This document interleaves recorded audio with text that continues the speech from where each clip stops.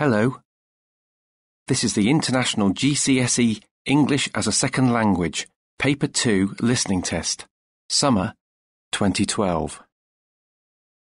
This test is in 3 parts. You will hear 3 extracts and will have to answer questions on what you hear. At the beginning of each extract, there will be a pause to give you time to read the questions. You will hear all 3 sections twice. Part 1. In this part, you will hear the principal of a school welcoming students back at the start of the new term. Listen and complete the notes. Write no more than 3 words and/or a number for each answer. Good morning, everyone, and a very warm welcome back. I hope you enjoyed your holidays. For those of you who are new, my name is Mr. Jones, and I am the principal of the school. I would like to start the new term with a few notices. First, some news about what has been going on over the holidays. In late July, the Year 9 joint geography and history trip set off for Italy. Over 5 days, they took in the sights of ancient Pompeii and climbed the crater of Mount Vesuvius. They sailed to Capri and enjoyed a museum visit in Naples. They even found time to cool off in a local water park and returned home exhausted but enriched by the experience. We had a few sports fixtures over the summer as well. Our cricket team was in splendid form and retained the county cup by beating our main rival, Hagworth High School. In tennis, we won in all categories in the local schools tournament. The under-13 and under-15 teams both beat Leith Grammar School in their finals. Well done, everyone. We have also started on the new building for the school. The old science block was pulled down over the summer. The physics and chemistry departments have been moved to temporary accommodation behind the library building. The biology department is now on the 2nd floor of South Block. The next phase is to build a 2-story building on the old site and, all being well, we will be in there next year. So, looking ahead now to this term. The first thing I would like to do is welcome 2 new teachers to the school. Miss Woods is our new music teacher who will be taking charge of the junior school orchestra. Mr. Jacobson will be joining the school from his last job in Switzerland, and he will be taking over French.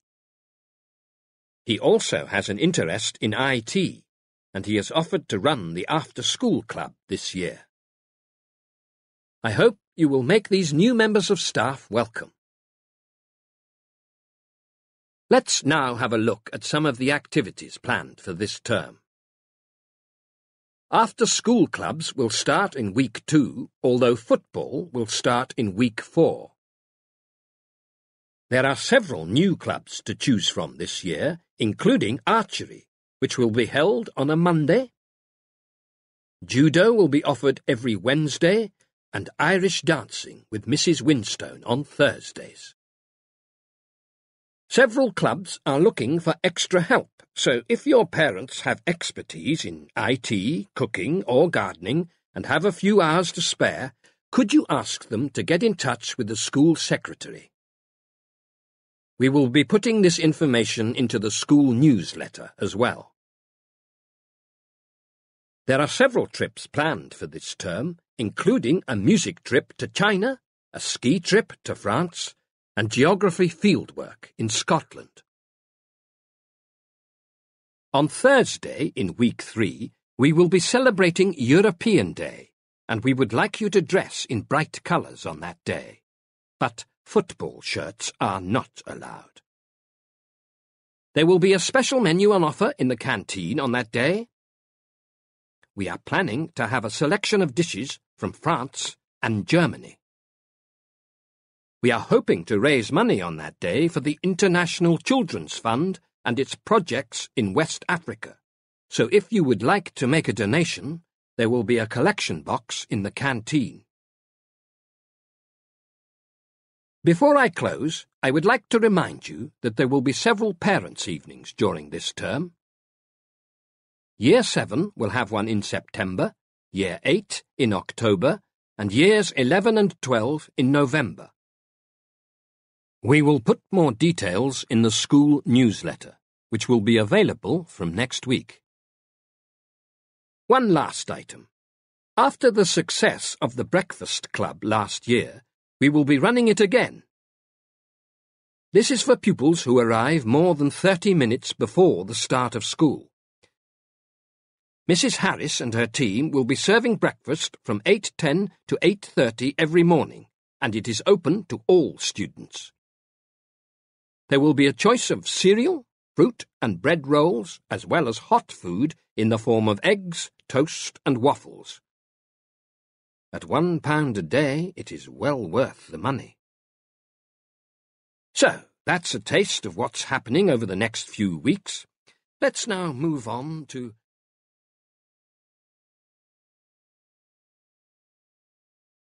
Now listen a second time.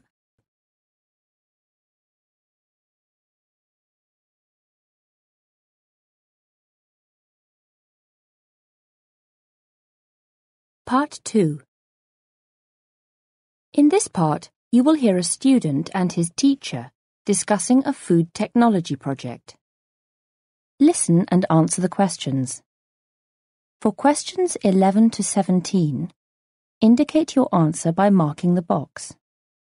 If you change your mind about an answer, put a line through the box and indicate your new answer with a cross.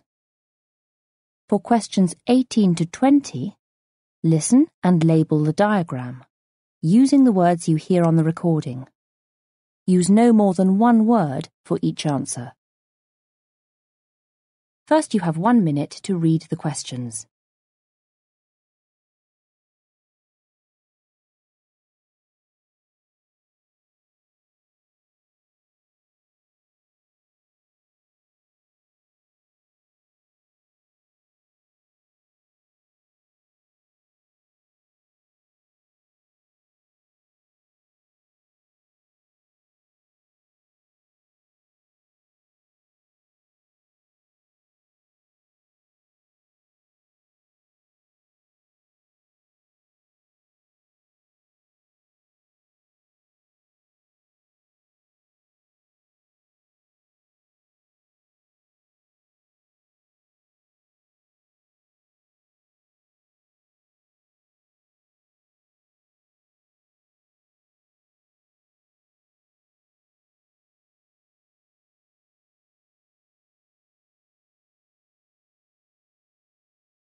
Now listen and answer the questions.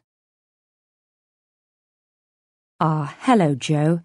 Please come in and sit down. Oh, thank you, Mrs. Roberts. Now, tell me, how are you getting on with your project?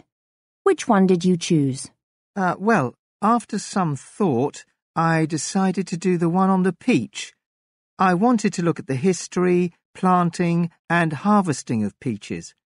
I also wanted to do something on the nutritional value and ways of eating them. That's quite a lot. Can you talk me through your ideas? OK. I found out that the peach originates from China. Later on it was taken to India, then to present-day Iran, and from there to southern Europe. When the Spanish explorers went to the Americas in the 16th century, they took the peach with them. It wasn't until the 17th century that the peach was brought to England. Peach farming first started in the United States in the 19th century and later on in Canada. Fine. I think you need to bring this section up to date, with a bit on peach-producing regions of the world today, with details of their share of the market.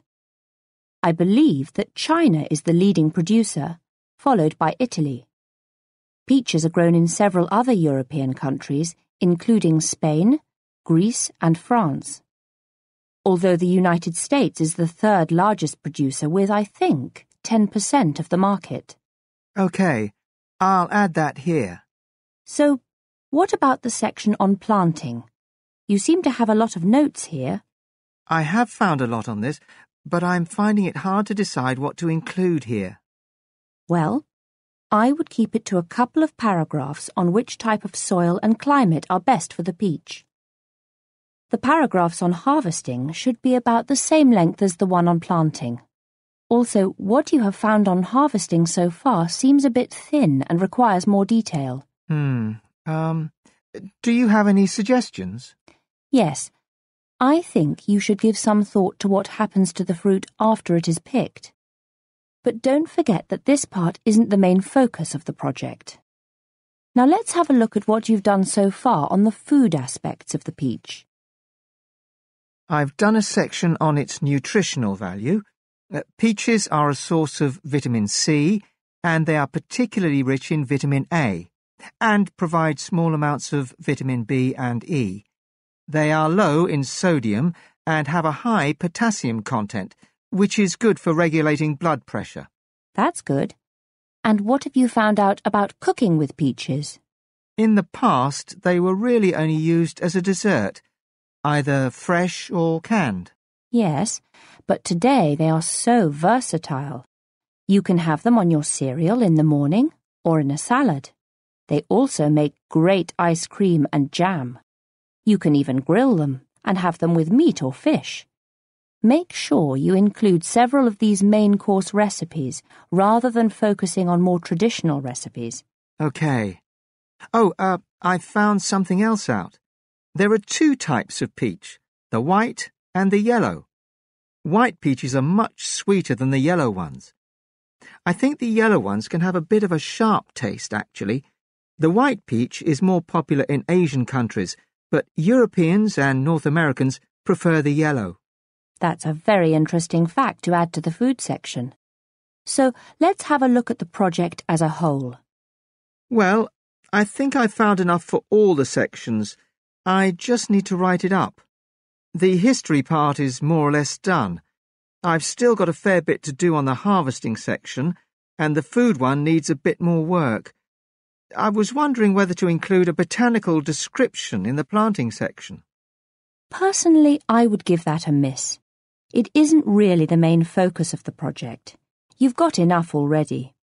Really, Joe, this is much further forward than I expected, as I know you struggled with getting your last project for me finished on time. You are so much better organised. Yes, I won't need to ask for an extension this time. There is one thing I think you could also add to the project. Yes? I see you've got a picture of a cross-section of a peach. I think it would be a good idea to add a few details to it.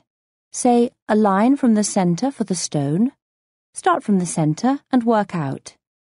So then you could have a line for the bit you can eat. Why don't you label it yellow or white flesh? And then you could have another line for the skin. I think you need to add that one of the main features of the skin is that it is furry. Is that one R or two? Two. F-U-R-R-Y. OK, I've got that. So what you think I should really do at the start is...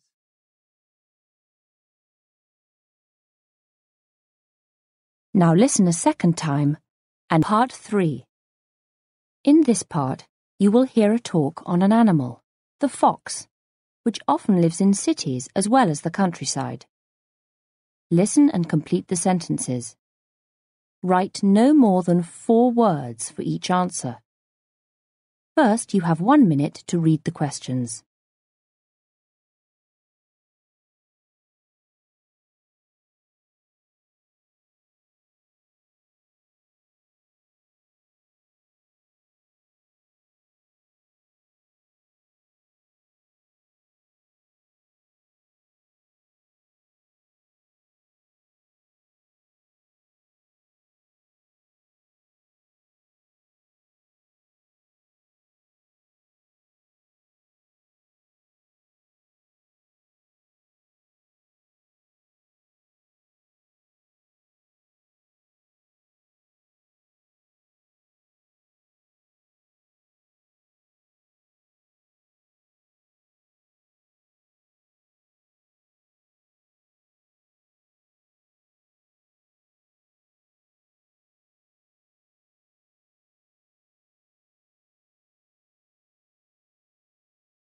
Now listen and answer the questions.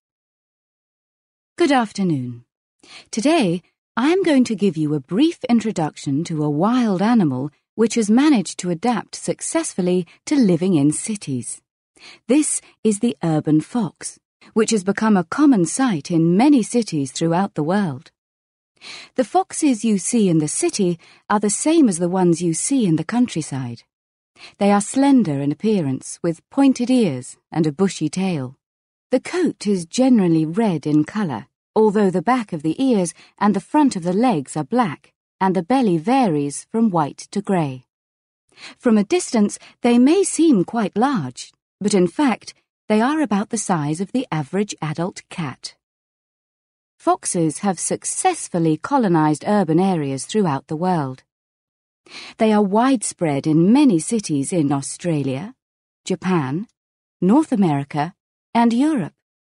In Zurich, in Switzerland, urban foxes only started to appear in the 1980s, whereas in Britain, foxes first became established in cities such as Bristol and London during the 1940s.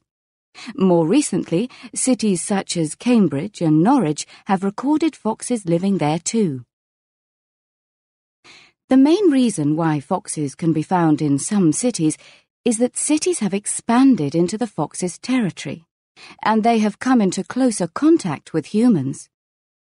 The process has been made easier in places where people build houses with medium-sized gardens, which provide foxes with places to live and sources of food. In fact, the population of foxes in cities is higher in those with medium-sized gardens. There are far fewer urban foxes in industrial cities and in ones with modern housing with small back gardens. Wherever foxes live, they have three basic requirements. The first is safety. Foxes live in earths or dens. In the countryside, these could be a tunnel in a bank or between tree roots. For urban foxes, a suitable habitat could be in an overgrown garden or under a garden shed. School grounds are attractive, and most of them have foxes living there for a very good reason. For much of the time, the place is empty. A second requirement is water, as it is to all of us. The third requirement is food. Foxes are omnivorous, which means they will eat anything. Their diet depends very much on the food that is available in the areas where they live. A fox's diet varies according to the season. In nature, foxes eat more earthworms and birds in spring and early summer, more mammals in winter, and depend more on insects in summer and fruit in autumn. However, for an urban fox, another useful source of food is people's dustbins, although foxes do not get as much food from dustbins as you would think. Newspapers and magazines often show photographs of a dustbin lying on its side with a fox going through the rubbish as if it had knocked the bin over itself. In fact, foxes are far too small to knock over a bin. Instead, they jump up and knock the lid off, and then jump into the upright bin. Also, foxes are often blamed for spreading rubbish around gardens and streets when other animals such as badgers, cats, and dogs could also be responsible. It might be a surprise for you to learn that in a recent survey of 4,000 households in Britain, it was found that 10% of residents regularly feed foxes. It was also discovered that about 66% like urban foxes, 26% are indifferent to them, and that only about 8% dislike them. In fact, in another survey, foxes were voted one of the most popular mammals in Britain. If you want to encourage foxes to visit your garden, there is no reason why you shouldn't feed them. Once a fox learns that it can find food on a regular basis, it will visit your garden regularly. However, foxes should never be fed by hand or overfed. Tame foxes learn to approach any person and can even try to enter houses through a cat flap or an open door. This could be frightening for many people. If you don't want foxes in your garden, there are a few steps you can take. To stop them living in the garden, tidy up overgrown areas and block up holes around the house and shed with strong materials such as stones and bricks.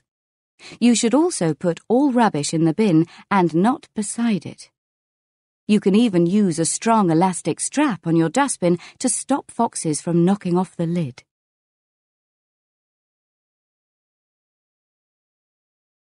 Now listen a second time.